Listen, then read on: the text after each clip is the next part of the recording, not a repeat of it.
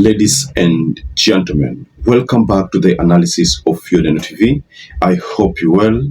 From wherever you're watching this channel, I want us to quickly visit this story of the late MP Ongondowere, the Kasipul Member of Parliament, who was shot by a suspected person.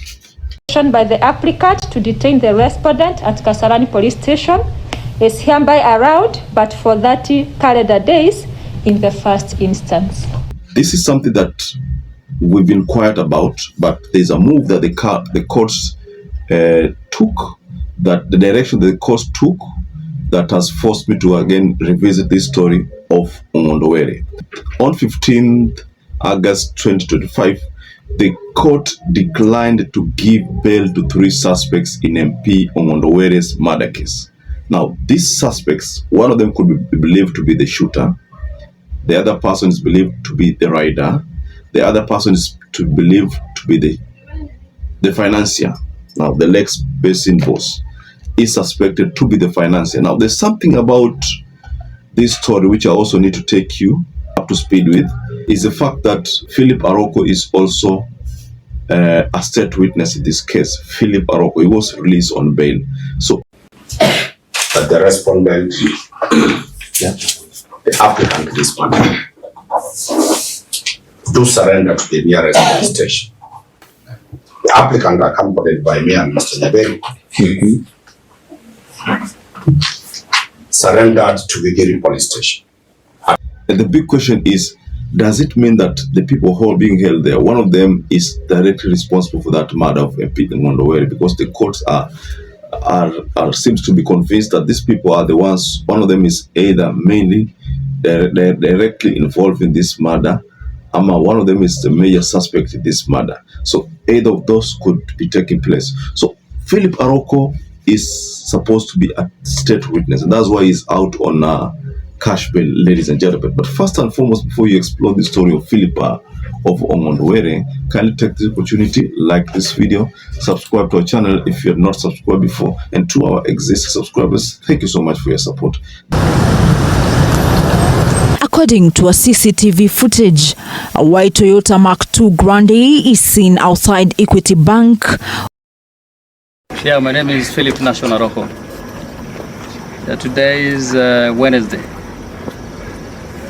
The last 30 minutes I saw some tweet from the DCI that I'm requested, or rather I'm directed to report to the DCI concerning the death of my MP. So being a law-abiding citizen, I decided to bring myself here. Okay. The courts are saying that they cannot release these people on bond because they might interfere with witnesses. They might also interfere with the whole issue of the court process, and thereby interfere with the evidences which the courts once released. But you see, if I may take you back a bit, some of these people are arrested mysteriously. Like, for instance, detectives were investigating the assassination of Kasipul's Member of Parliament, Charles Ongondowere. And then they arrested a suspect believed to be the gunman behind the fatal shooting that occurred along Nairobi's Valley Road.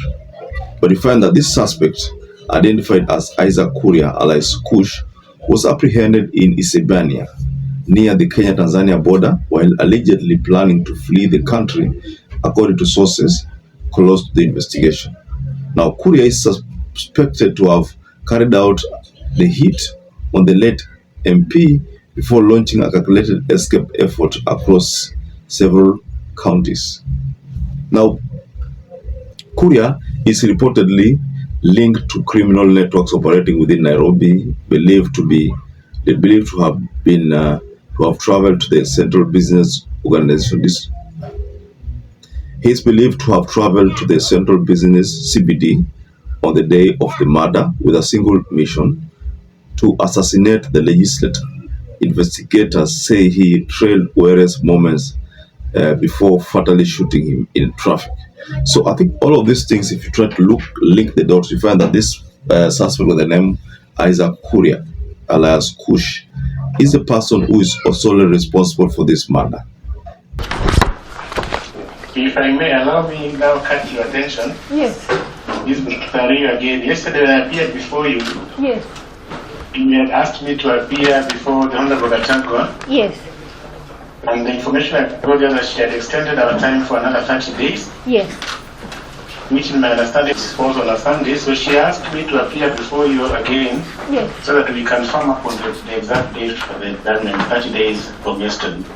So Actually, I've noticed you've been more than 30 days. So we agreed on Thursday of 5th of June. And I notified the court assistant to tell her 5th of June, I believe, is a Thursday. It's a Thursday, Your Honor. Yes, so we are.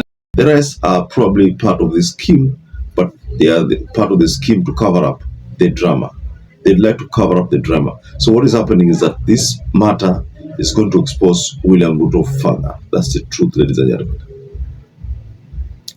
So perhaps if you're watching this video and you're not subscribed, take 1 second and subscribe, like this video. Until I catch up again, stay safe and stay blessed.